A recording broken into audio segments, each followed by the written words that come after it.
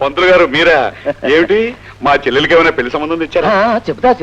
చెప్తా గాని ముందా సేవటబాగా ఇంట్లో ఉందో లేదో చెప్తే ఏమిలా తనకి వద్దంటున్నా ఈ పెళ్లి సంబంధాలు తెస్తున్నందుకు అట్ల కాడ కాల్చి ఆటో పెడుతుందయ్యా నాకు. లేదండి, బయట నీళ్ళకెళ్ళినట్టుంది. అలా ఉడికిపోక అయితే లేదంటారు కదా? లేదండి. అయితే పర్వాలేదంట. పదండి. పంతులు గారు ఏమీ కంగారు పడకుండా అలా కూర్చోండి స్థిమితంగా. ఇప్పుడు చెప్పండి నా సంబంధం విషయం. అబ్బాయి ఎవరు, ఏం చేస్తాడు? అబ్బాయి బహు యోగ్యుడు. వాళ్ళది గోనె సంచుల వ్యాపారం. సంచికి మంచి లాభం వస్తుంది. కాకపోతే కట్నం 5,000. 5,000? అబ్బా, తలకు మించిన బరువేనండి. సీజను రేట్ అలా పలుకుతోంది. సరేనండి, అమ్మాయి కలవారింట్లో అడుగు పెట్టి కళకళలాడుతుందంటే తల తాకట్టు పెట్టని 5,000 తీసుకొచ్చిస్తాను. అబ్బాయి పేరేమిటి, ఎలా ఉంటాడు? అబ్బాయి పేరు గరుత్మంత్ కుమార్. వ్యాపారం గోనెలు కనుక గోల్ కుమార్ అని ప్రసిద్ధికెక్కాడు. అదే గోడ, జైలు గోడమ్మా. ఒక ఖైదీ తప్పించుకోవాలి, జైలు గోడ ఎక్కితేను మా పోలీసు అంతా కలిసి పట్టేశారమ్మా. పట్టేశారు. అందులో ముఖ్యంగా మీ అన్నయ్య లేదు, తమ్మయ్య లేదు. చూడు పంతులు, నా పెళ్లి విషయంలో జోక్యం కలగ చేసుకోవద్దని చెప్పానా లేదా? ఇంకోసారి గోను సంచుల వ్యాపారి అది ఇది అని ఇక్కడికి వచ్చావంటే నిన్ను గోతంలో కుక్కి మూతి కట్టి నూతులో పడేస్తాను. ఏమిటో మా పెద్ద మనుషులు కొట్టబోతావు?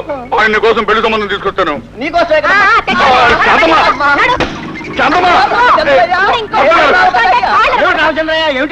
నా కర్మ బాబాయ్, నా కర్మ. నువ్వే చెప్పు.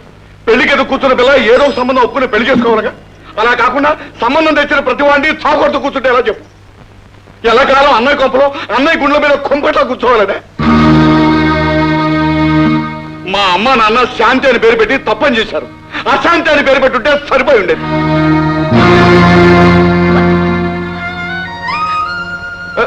రామచంద్రయ్య, ఏమిటయ్యా ఏమిటి మా గొడవలు? మీకు ఎందుకయ్యా? మీకు వేరే పనులు లేవా? మీ పనులు మీరు చూసుకోండి, వెళ్ళండి. తీరు పడితే చెప్పచ్చారు. శాంతి, ఏమిటమ్మా ఏడుస్తున్నావు? ఎందుకు? చావకుండా బ్రతికున్నందుకు. అవే మాటమ్మా, తప్పు కదా?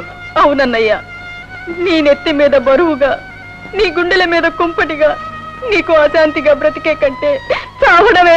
శాంతి, నేనన్న మాట వినేగా నీకు బాధ. చూడమ్మా, నువ్వు పెళ్లికి ఒప్పుకోవటం లేదని కావాలని అలా మాట్లాడానమ్మా. అది వినైనా నువ్వు సరేనంటావనే ఆశతోనే అలా మాట్లాడానమ్మా. అంతేకాని నా చిట్టి చెల్లెలు నా గుండెల మీద కుంపటని, నా తల మీద బరువని కాదమ్మా. నిజమమ్మా, అమ్మ తోడు. ఊరుకన్నయ్య, ఊరుకో. చూడన్నయ్య, వదిన్ని తీసుకుపోయి ఒంటరి వాడిని చేసి దేవుడు నీకు అన్యాయం చేశాడు.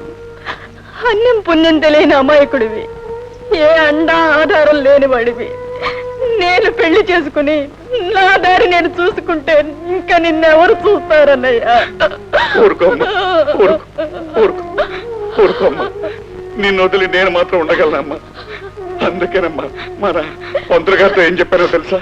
పెళ్ళయిన తర్వాత మాతో పాటు మా ఇంట్లోనే ఉండడానికి ఇష్టపడే కుర్రాన్ని చూడమన్నానమ్మా. అలా అయితే నీకు ఇష్టమే కదమ్మా? ఇష్టమే కదమ్మా? అలాగేనమ్మా, అలాగే.